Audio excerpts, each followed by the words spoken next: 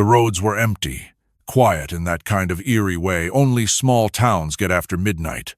Malcolm Dorsey, 78 years old and bone-tired, drove slow. Not because of his age, but because the VA had drained what little energy he had left that day. His bi-weekly checkup had run long blood tests, a new prescription for his back, and a brief reminder from the nurse that he should be resting more. He nodded at her like always, knowing rest didn't come easy. His van rattled slightly as he took the corner onto Maplewood Lane, a side street with busted streetlights and cracked pavement. The vehicle was a government-issued hand-me-down painted gray, with a dent on the back bumper and a sticker half-peeled on the window that read, VA Medical Transport. It wasn't glamorous, but it moved, and Malcolm never asked for more than that. The rearview mirror caught something strange, headlights too close, a cruiser. At first, Malcolm didn't react. Maybe it was just another car. But then the cruiser sped up, hugging his bumper like a threat, and the familiar dance began flashing red and blue lights, siren blipping once, enough to make the message clear. He sighed, guiding the van to the curb with practiced hands. His left knee clicked when he pressed the brake, a leftover from a jungle hill in '69. He parked neatly, no panic, just weariness. He turned off the engine, placed both hands on the steering wheel, and waited. The door of the cruiser slammed shut. Boots on concrete, fast steps. Malcolm kept his eyes forward. License and registration, a voice barked, sharp as a slap. He turned slowly. The flashlight beam hit his face before the officer even said hello. Malcolm blinked and lowered his window halfway. "Evening, officer," he said, his voice low, smooth, respectful. "You were driving erratically," the cop snapped. Malcolm's brow furrowed. "I'm sorry. I don't believe I was." "Swerving between lanes. Thought maybe you'd been drinking." The officer didn't lower the flashlight. Instead, he leaned in closer. His other hand hovered near his holster. Malcolm's voice remained steady. "No, sir. I'm coming from the VA hospital. Long day is all." "License," the officer repeated, "and registration." Malcolm moved slowly. Everything in his body screamed against sudden movements. He opened the glove box, pulled out the papers, then reached for his wallet. The officer watched like a hawk. As he handed over the documents, Malcolm added quietly, "This is a VA-issued vehicle. I'm a registered patient. Just had my blood pressure checked a few hours ago." The flashlight clicked off. The officer, young, white, maybe mid-30s, took a long look at the ID. His name tag read, Bell. "Doesn't mean you're above the law," Bell muttered. "I never said I was," Malcolm replied. "Step out of the vehicle." Malcolm blinked. "Excuse me." "You heard me. Step out. I'm doing a sobriety check." "Officer, I've told you." "Are you refusing a lawful order?" The air inside the van turned to stone. Malcolm exhaled. "No, I'm not refusing, just asking why." "Get out of the vehicle." The voice was louder now. People like Officer Bell didn't expect questions-only compliance. Malcolm opened the door slowly, stepping out onto the cracked pavement. The night air was colder than he remembered. His jacket flapped in the breeze, thin against the chill. His hands went up. Not because he had to, but because history told him it was safer that way. Bell circled him, flashlight sweeping over his pockets, belt, shoes. "Any weapons?" he asked. "No," Malcolm said. "Turn around." He did. Bell patted him down, rough, impatient. Then Bell walked him to the sidewalk and told him to stand still. "You're slurring," he said. "I'm not." "We'll see." Bell made him walk a straight line under the flickering light of a broken lamppost. Malcolm's steps were steady. Not perfect, this left leg had a hitch, but steady. Bell scribbled into his notebook anyway. "Your van's being towed," he said flatly. "For what?" "Suspicion of impairment. Also, you failed to comply fast enough. That's resisting a verbal command." Malcolm stood silent for a long beat. Then, in a voice low but clear, he said the only words he'd speak that night. "This isn't how we treat people." Bell didn't answer. Within minutes, the tow truck arrived. Malcolm stood beside the sidewalk like a discarded coat. He watched the only transportation he had disappear into the dark. Bell handed him a citation and ticket. "Court's in 2 weeks," he said, already walking back to his cruiser. Malcolm took the paper without a word. And as the van's red taillights vanished into the distance, Malcolm stood alone under that buzzing streetlight, just an old man in a wrinkled coat, left with nothing but silence and the sting of being treated like a problem. He had survived war. He had buried friends. He had worn a uniform before Bell was even born. But none of that mattered tonight. Not when you were invisible in your own country. Not when a badge could see right through you. The fluorescent lights at the Toledo Impound Center hummed like a broken promise. The waiting room smelled faintly of old coffee and floor wax, and the chairs were the kind that made you feel like you weren't supposed to stay long, thin plastic, always cold. Malcolm Dorsey sat in the corner, hat in hand, paperwork pressed against his thigh. A clerk behind the glass tapped her nails against the keyboard. "Name?" "Malcolm Dorsey," he said, quiet but clear. She didn't look up. "Claim number." He handed it through the slot. She squinted at the form, then clicked her tongue. "You're the old guy from the night stop?" she asked, loud enough for the man behind Malcolm to hear. "Yeah, this one's still under hold. Officer flagged it for potential evidence." "I wasn't arrested," Malcolm said. "I'd just like to know when I can get it back." She shrugged. "Can't say. You'll have to talk to records." "Where's records?" She pointed with a pen. "Across the lot. Door marked 3B. They're open until 5. "Thank you, ma'am." Still, she didn't look at him. As he stood, someone muttered, "Waste of time, just loud enough to sting." Records was worse lines, paper trails, and voices that only grew sharp when they reached his turn. The officer at the desk read through his file without any interest, stopping once to say, "Claimant reported for noncompliance, vehicle in review." He paused. "Says here it's a medical transport, that right?" Malcolm nodded. "Issued through the VA. I'm a patient there, was returning from an appointment." "Right," the officer said. No eye contact. "Well, can't do anything until the citation clears. You'll need to check in with the municipal court. They'll assign a case number. Next." Malcolm stood there for a second longer than he should have. Then he turned and walked out into the cold wind. He had nowhere to go. For the next 2 nights he slept at St. Luke's shelter. It wasn't his first time there, but it felt different now. Years ago he'd volunteered in places like this, helping, fixing, listening. Now he was just another body in a cot by the heater, holding his paperwork like it was a lifeline. Nobody called him sir. Not the intake clerk who spelled his name wrong. Not the young man who asked if he was here for food stamps. Not even the shelter nurse who glanced at the bruise blooming across his wrist and simply said, "Must have bumped something." He said nothing. Because men like Malcolm had learned to endure. Because he knew the sting of silence better than most. Because dignity, once stripped, took time to sew back together.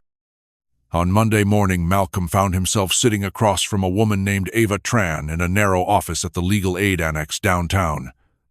She was in her late 20s, sharp blazer, tighter bun, eyes that darted from paper to screen and back again. She didn't smile. "Mr. Dorsey, correct?" He nodded.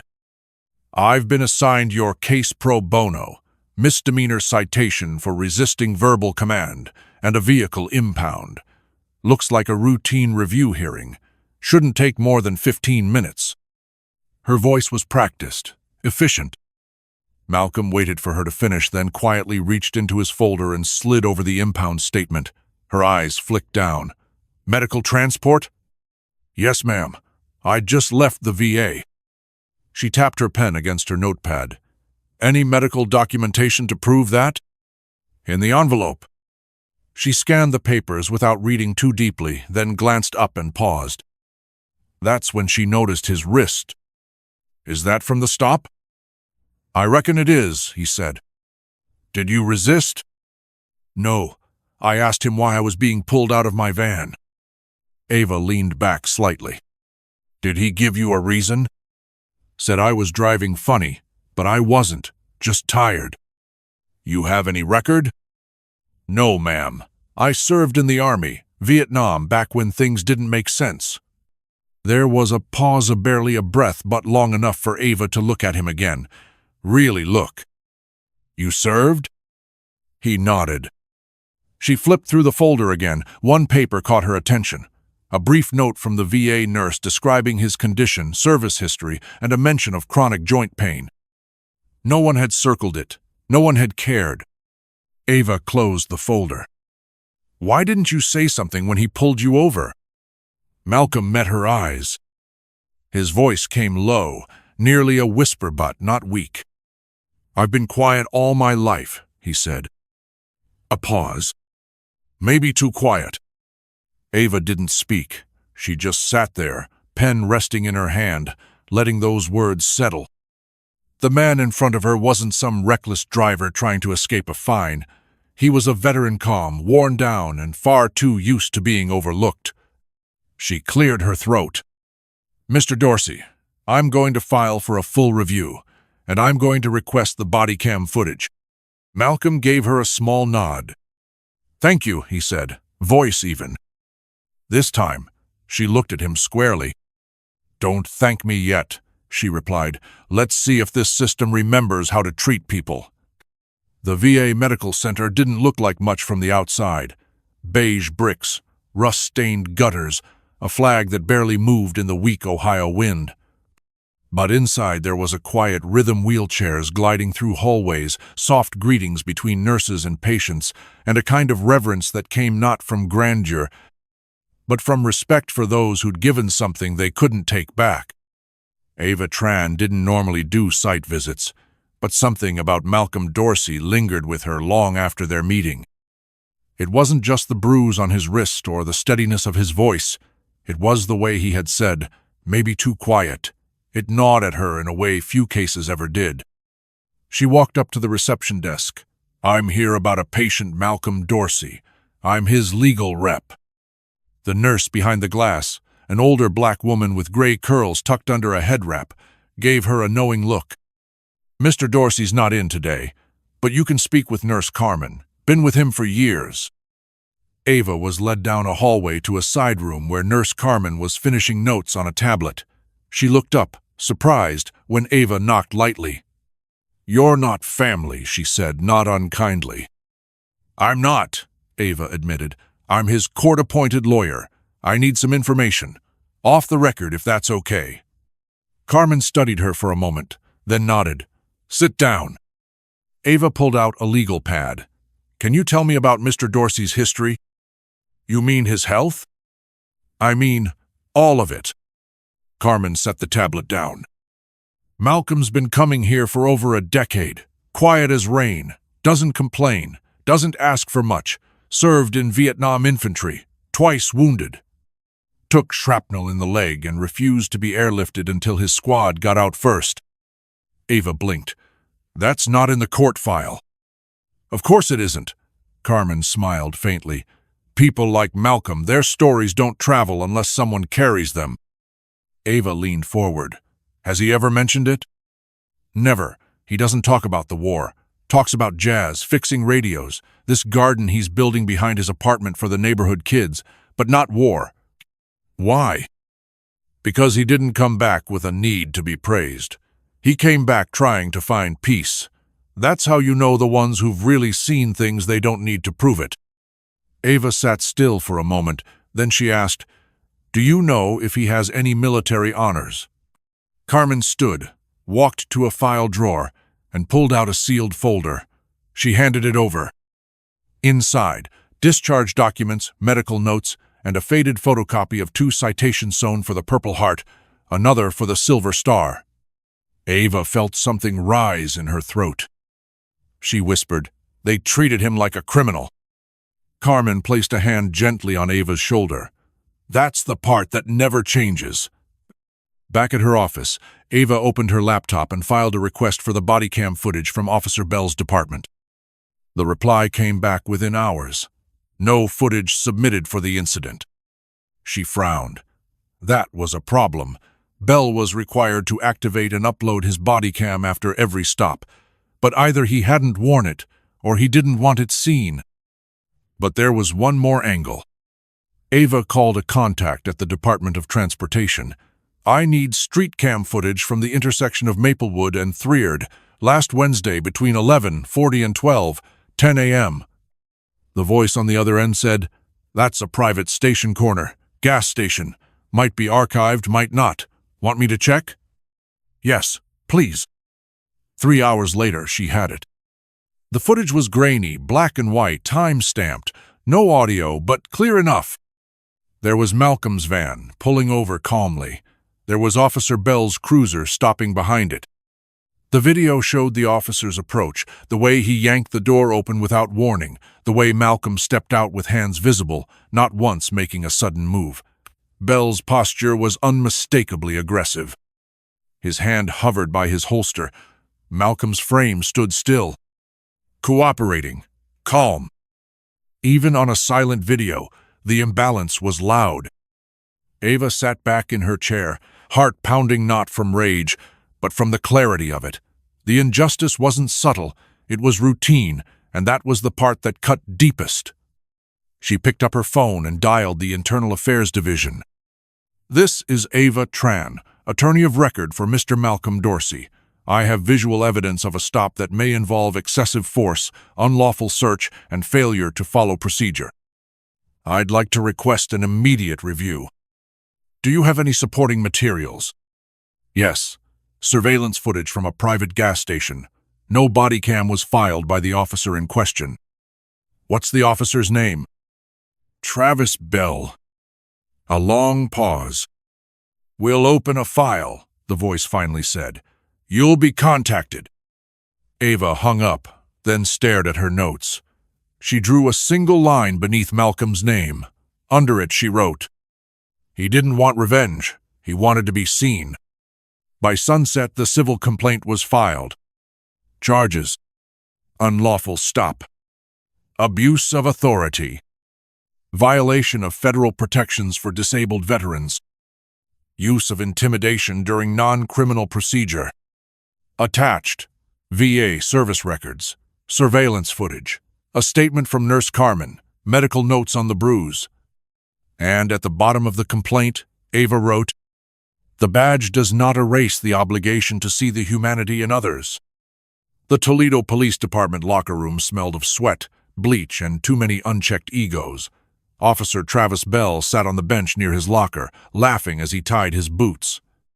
A few of the younger rookies stood nearby, sipping burnt coffee and pretending not to idolize him too openly. "You hear about the old guy trying to file a complaint?" Bell smirked, voice dripping with contempt. "Thinks I owe him an apology or something." A rookie chuckled nervously. "What did he say you did?" "Stopped him, that's it. Gave him a chance to explain. He got lippy. I followed protocol." Someone asked, "He military or something?" Bell shrugged. "VA van. Said he was a vet, probably one of those who thinks his medals are a free pass." Another snickered. "He still walking or need a cane?" Bell leaned back. "Man's half crippled, could barely stand straight. Some old man wants an apology. Let him get in line." The room filled with uneasy laughter. But someone else heard the exchange. Detective Rafael Mendez, a 25-year veteran of internal affairs, stood just around the corner near the supply room. He hadn't planned to listen and didn't need to. But once Bell opened his mouth, Mendez stopped walking. He leaned against the wall, arms crossed. There were three kinds of cops in his experience: the good, the careless, and the ones who thought their badge gave them permission to bully. Bell had always struck him as the second kind, cutting corners, talking too much, always assuming he was right. But this was different. Bell wasn't just careless. He was proud. Later that afternoon, Mendez quietly requested a copy of the surveillance footage Ava Tran had submitted. He watched it 3 times. Malcolm never raised his voice, never resisted, never made a move that could be construed as threatening. Bell's behavior, though it told a story Mendez knew too well. No body cam, no de-escalation, no cause. Just dominance, assumption. The tape ended with Malcolm standing alone on the sidewalk as the van disappeared into the night. Mendez took off his glasses and rubbed the bridge of his nose. Then he made a call. Ava Tran was mid-sentence in a phone meeting when her receptionist buzzed in. "There's a detective here. Says it's about the Dorsey case. Should I send him away?" "No," Ava said. "Send him in."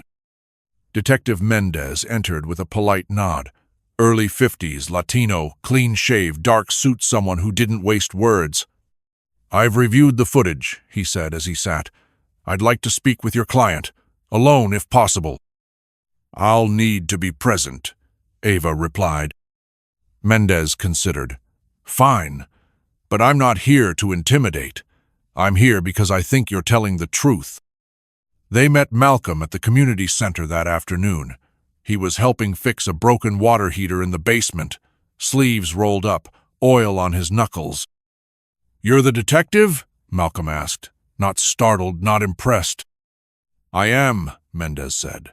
"Detective Rafael Mendez, Internal Affairs." "You here to ask if I made it up?" "No," Mendez said. "I'm here to ask what no one else did what happened." They sat at a folding table while Malcolm recounted the night. Same calm tone, same quiet dignity. "I never raised my voice," Malcolm said.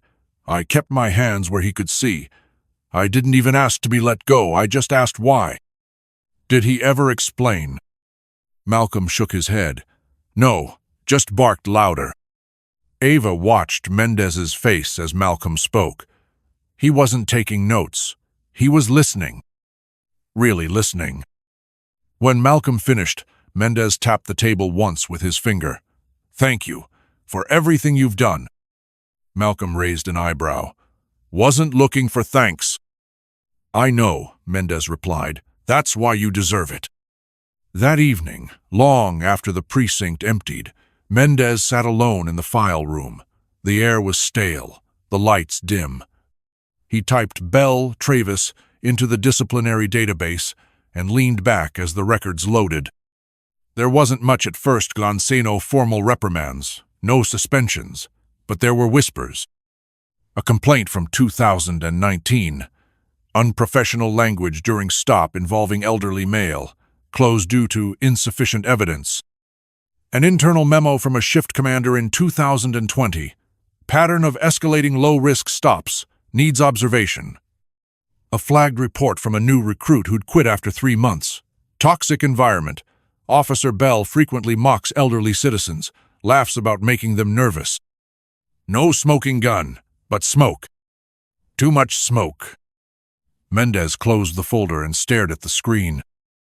He didn't have enough to press charges. Yet. But he had something. He stood, slid the file into his coat, and walked out into the cool night. As he crossed the parking lot, he murmured to himself, "Just some old man, huh? We'll see." The courthouse doors opened with a low creak, as if reluctant to start the day. Cold air drifted through the corridors, pushing the scent of polish and dust into the marble floor's reflection. At 8:47 a.m., Malcolm Dorsey stepped inside. His pace was steady, careful, not because he feared the steps ahead, but because each one carried weight. He wore the only formal clothing he owned, a dark navy military blazer, edges a bit frayed at the cuffs. But on his chest gleamed 2 medals, a Purple Heart and a Silver Star, both carefully pinned above his heart. His shoes were polished but old, the leather cracked in places. The tie was slightly crooked. His posture, however, was perfect. No one greeted him. He walked past officers who barely glanced at him, past other defendants who saw only an aging black man and never once guessed what he'd lived through. He took his seat at the plaintiff's table. Ava Tran was already there, a stack of neatly organized folders in front of her. She looked up, nodded once. "You ready, Mr. Dorsey?" Malcolm adjusted his cuffs. "Been ready." Officer Travis Bell arrived a few minutes later, flanked by his union rep and a lawyer in a crisp charcoal suit. Bell's expression was relaxed, maybe even cocky, like he expected this to be another routine slap on the wrist. His chin tilted up slightly when he noticed Malcolm across the room. He smirked. Just an old man still trying to make noise. Then, the doors opened again. Detective Rafael Mendez walked in, calm and quiet, holding a slim black folder under one arm. Bell's smile slipped. He didn't expect Mendez here, especially not with that folder. Bell leaned toward his lawyer, whispering something. The lawyer nodded stiffly but said nothing. At exactly 9:00 a.m., Judge Holloway entered the courtroom, late 60s, stone-faced, with a reputation for zero tolerance when it came to abuse of authority. He sat, reviewed the documents before him, then looked up. "Let's begin." Ava stood first, voice measured. "Your Honor, we are here today to present evidence of misconduct during a traffic stop involving my client, Mr. Wonisens. Malcolm Dorsey, a disabled war veteran with an impeccable service record, who was unlawfully searched, humiliated, and had his vehicle impounded without just cause." She paused, then continued. "We will be submitting footage, records of prior complaints, and testimony to support that Officer Bell's actions were not only unprofessional, but violated both department policy and Mr. Plate's, Dorsey's rights." Judge Holloway nodded. "Proceed." Ava stepped to the monitor and played the surveillance footage from the gas station. The room dimmed as the grainy black and white image filled the screen. Malcolm's van pulling over. Bell approaching, posture aggressive. The door yanked open. Malcolm stepping out slowly, hands raised, silent. Bell gesturing wildly, invading space, moving as though provoked when nothing in the frame showed the slightest threat. There was no sound, but the tension in the room grew audible. When the footage ended, Ava said, "Mr. Dorsey was cooperative throughout. No resistance, no aggression, only a request to be told why he was being removed from his vehicle." She turned to Bell. "Let's ask the officer why that wasn't enough." Bell was called to the stand. He shifted as he sat, tugged at his collar. "Officer Bell," Ava said, walking slowly toward him, "what made you decide to remove Mr. Dorsey from his vehicle?" Bell cleared his throat. "He looked suspicious. He didn't obey fast enough." Ava raised her eyebrows. "Did he disobey?" "No, but he didn't move right away." "Is that grounds for forced removal?" Bell glanced toward his lawyer, who gave him a slight nod. "In my judgment, yes." Ava stepped closer. "Or maybe you didn't expect a war hero in worn-out shoes." The courtroom went silent. Judge Holloway didn't react, but his pen paused above the docket. Bell stiffened. "I acted within my training," he muttered. Ava turned back to the judge. "With respect, Your Honor, that's precisely the problem." Mendez was next. He walked to the front with his usual restraint, placed the black folder gently on the table, and opened it. "Detective Rafael Mendez, Internal Affairs." He listed off the findings. Prior complaints, 4, dating back 5 years. Language concerns during stops with elderly civilians. A training report noting a pattern of escalated encounters. No body cam footage filed the night of Mr. Dorsey's stop, a direct violation of department procedure. Mendez paused. "Taken alone, these don't prove malice, but combined with the footage and Mr. Dorsey's clean record," he looked up, "they show a pattern and a problem." Ava closed the plaintiff's presentation with a single statement. "Respect is not given based on medals. It should never be denied based on age, color, or clothing." Mr. Dorsey asked a question that night, and instead of being answered, he was silenced. She turned, nodded at Malcolm. "And now, he's speaking through us." Judge Holloway called for a recess. The courtroom buzzed with hushed conversation. Malcolm didn't speak. He just sat still, fingers interlocked, eyes steady on the bench. For the first time in a long while, someone had listened. And in that courtroom, beneath the quiet shuffle of papers and coughs, something else shifted. Not pity, not apology, but attention. The courtroom was colder than before. After the recess, the buzz had quieted. The murmur of side conversations was gone, replaced by something heavier. Anticipation, unease.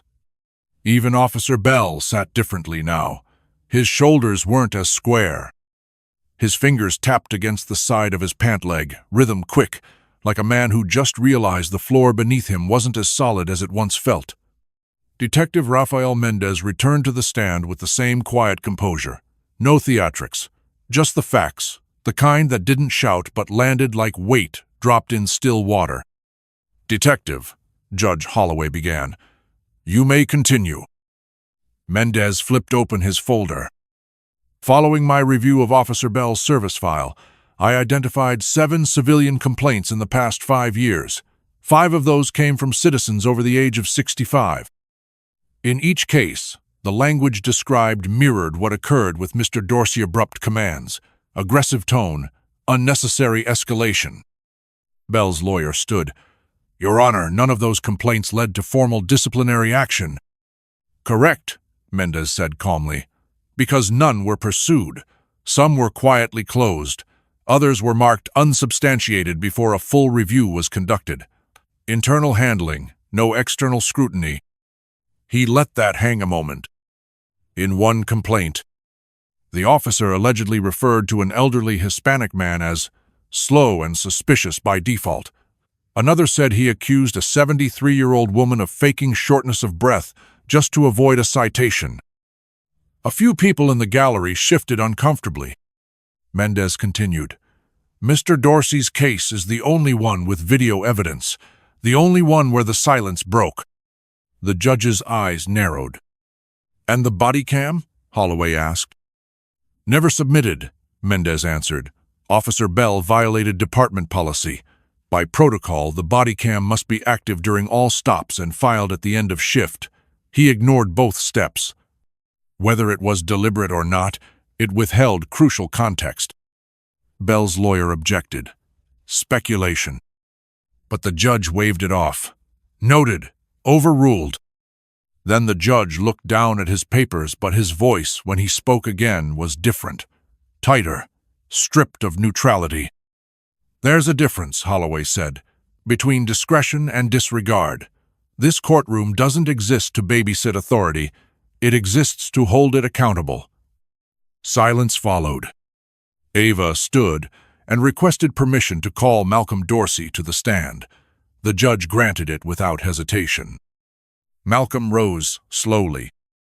No drama, no limping for sympathy, just quiet strength wrapped in a worn blazer with 2 gleaming medals pinned over the heart. As he approached the stand, the courtroom leaned forward, not physically but emotionally. Everyone in that space, even the ones who didn't know his name 2 days ago, knew this moment mattered. He was sworn in, then asked his full name. "Malcolm Eugene Dorsey." "And your age?" 78. "Occupation?" "Retired mechanic, volunteer tutor for veterans." "Military service?" "United States Army, 1,967 to 1,975, served in Vietnam, 2 tours." Ava approached slowly. "Mr. Dorsey, can you describe how you felt that night?" Malcolm didn't shift, didn't sigh. He looked straight ahead and said only one thing. "I've served this country. I didn't ask to be treated special, but I never thought I'd have to prove I was human." No one moved. No one needed to. The jury didn't take notes. They didn't have to. A woman in the second row swallowed hard. A man near the back folded his arms tighter, as if bracing for something that had already landed. When it came time for Bell's defense, his lawyer kept it short, polished, mechanical. Officer Bell acted on instinct. He perceived a potential threat. There was no malice, only protocol. But no one really leaned in to listen anymore. The courtroom had already heard the truth, not through lawyers, but from the man who had been silenced, and the detective who refused to ignore it. The jury was dismissed for deliberation. It didn't take long. When they returned, Judge Holloway asked for the verdict. A middle-aged woman, jury foreperson, stood. In the matter of Dorsey versus Bell, we find in favor of the plaintiff. She handed the paper to the bailiff. He brought it to the bench. The judge read it carefully, then looked at the room. Officer Travis Bell is found to have violated the civil rights of Mr. Malcolm Dorsey. His conduct during the stop failed to meet professional standards. His failure to submit body camera footage, in conjunction with prior complaints, represents a breach of both duty and public trust. He paused, then added, "This ruling will be forwarded to the Department of Justice for further review." Bell sat stone-faced. No reaction. But inside, the shield he had once hidden behind was cracking. Not just because of a lawsuit, but because he was no longer untouchable. As people rose to leave, Ava touched Malcolm's arm gently. "You did it." Malcolm nodded once. "I didn't want to win," he said softly. "I just wanted them to stop looking through me." It was a quiet Wednesday morning when the ruling became official. No camera crews flooded the courthouse steps. No headlines screamed across national news. Just a modest courtroom in downtown Toledo where, after a 4-day civil hearing, the verdict was read and the weight of truth finally settled. Officer Travis Bell was found guilty of misconduct, unlawful detainment, and abuse of authority. His badgeance, a symbol of unchecked certainty now, sat in an internal affairs file marked pending suspension. The city of Toledo was ordered to pay $45,000 in compensation to Malcolm Dorsey, not as an admission of guilt, but as a financial recognition of a dignity denied. The court emphasized that this was not merely a matter of money, it was a matter of principle. Malcolm didn't say much in the courtroom. When the judge announced the decision, he didn't flinch, didn't exhale, didn't close his eyes in relief. He just nodded once, as if to say, "Finally."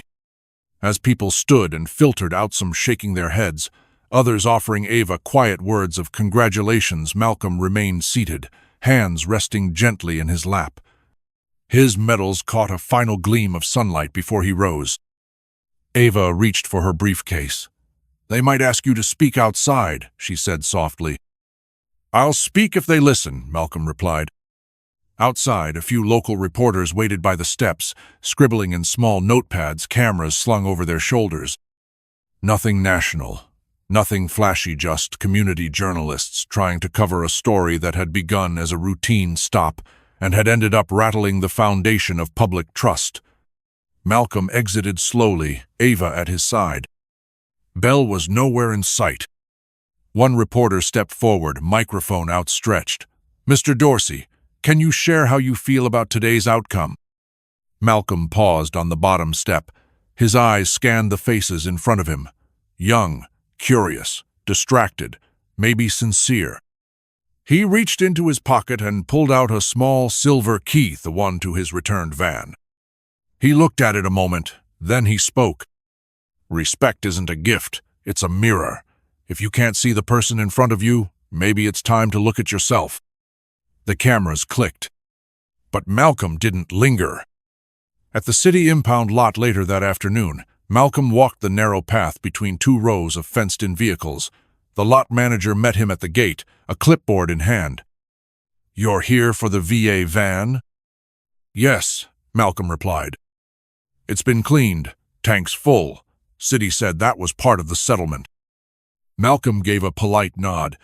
"That's kind of them." The manager hesitated, then added, "My dad served in Nam. He always said, being silent in a world full of noise is the hardest kind of strength." Malcolm gave him a long, grateful look. "Your father was a wise man." He stepped into the van. The seat was where he left it. The air smelled of lemon cleaner. His coat from that night still lay folded neatly on the back seat. He sat for a moment without starting the engine, just breathing. It wasn't about the van. It never was. It was about being seen. Across town, Officer Bell sat at a desk stripped of its badge, his nameplate now in a drawer. His service weapon had been turned in, his clearance suspended. His lockerants, the loudest in the precinct, stood closed and silent. He had been placed on full administrative review. There would be further hearings, an internal panel, maybe more. His fellow officers didn't speak much around him anymore. Some avoided him. Others watched with unreadable faces. The ones who laughed at his jokes days ago now walked past him in the hallway like he wasn't there at all. Bell stared at the wall, still convinced he hadn't done anything wrong, still holding on to the idea that protocol had somehow failed him. But deep down, somewhere beneath the ego and excuses, a truth gnawed at him. The uniform didn't protect you from accountability. Not anymore. Back at the small apartment complex where Malcolm lived, a few neighbors watched from their balconies as he pulled into the lot. Mrs. Halloway, the widow in 3B, waved her cane toward him. "Glad to see you back in that thing, Mr. Dorsey." He gave her a gentle wave in return. Later that night, he sat on his porch with a glass of tea and the soft hum of crickets all around. The van was parked beside the curb, its headlights off, its journey done. Ava had called earlier. "You good?" she'd asked. "I am," he replied. "You sure?" "I wasn't looking to win," he said. "I just wanted them to stop looking through me." Justice hadn't come with cheers or a parade. It hadn't come with headlines or handcuffs. But it came, quietly, completely. Because sometimes justice doesn't shout. Sometimes it just hands you back your keys, and finally, after all the silence, lets the world hear you speak. The Academy auditorium was filled with a quiet tension, the kind that always accompanied beginnings. 43 new recruits, seated in straight rows, wore crisp uniforms and wide-eyed anticipation. Most had just graduated from college or finished basic training. Their shoes were polished, their notebooks blank. On the far wall, a screen displayed the seminar's theme. Policing with integrity, the line between power and responsibility. At the front of the room stood Ava Tran, posture composed, voice firm but calm. She had just finished a 30-minute lecture on constitutional rights, use of force policy, and the boundaries between suspicion and profiling. She used case examples, some abstract, some very real. And without saying his name, she spoke of Malcolm Dorsey. "Law doesn't bend to your instincts," she said, "and justice doesn't live in your gut. It lives in your actions. If your badge gives you power, then your restraint gives it purpose." She stepped back from the podium. "Now you'll hear from someone who taught me more than any courtroom ever could." There was a pause. Then the side door opened. Malcolm Dorsey entered with his slow, steady gait. No music, no applause. He wore his navy blazer again, same frayed cuffs, same polished shoes, but this time something was different. His medals weren't just visible, they were centered, shining. He carried his hat in his hand creased, weathered, the fabric soft from years of wear. The recruits straightened. A few glanced at his chest, at the ribbons that most of them had only seen in textbooks. Others simply watched him the way people watch something quietly significant. Malcolm stepped up to the podium and rested both hands gently on its edge.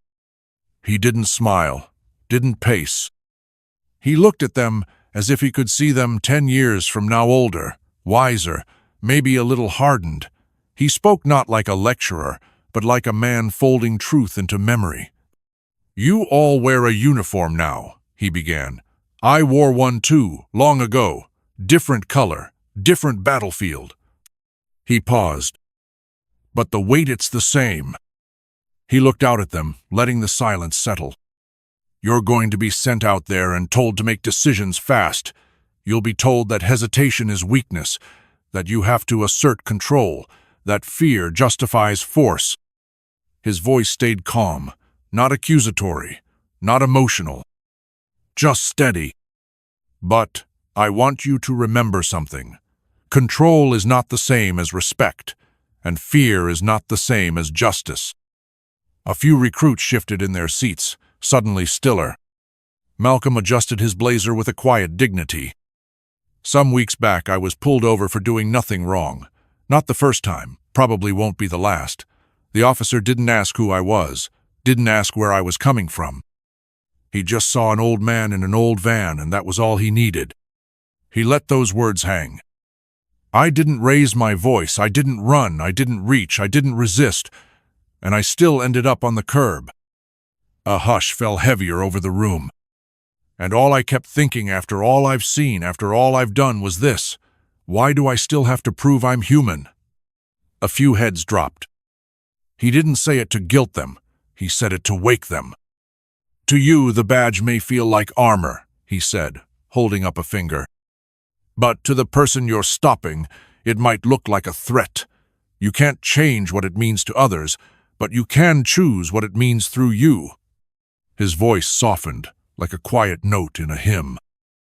The badge isn't a crown, it's a promise. Break Itan, you break all of us. He said nothing else. Just stepped back from the podium, placed his hat gently on his head, and turned to leave. No applause. No music. Just stillness. Then one young recruit, barely 20, jaw clenched, eyes red-rimmed, stood up and saluted. Not a dramatic gesture. A real one. Others didn't move, but the room shifted in spirit. Something unspoken had landed. Malcolm turned briefly, nodded once to the recruit. And for the first time in a long time, he heard the words that should have come long ago. "Thank you, Commander." Malcolm didn't smile. But in the quiet lift of his chin, in the weight of his step as he exited the room, it was clear. He had been seen. And this time, he wasn't invisible anymore.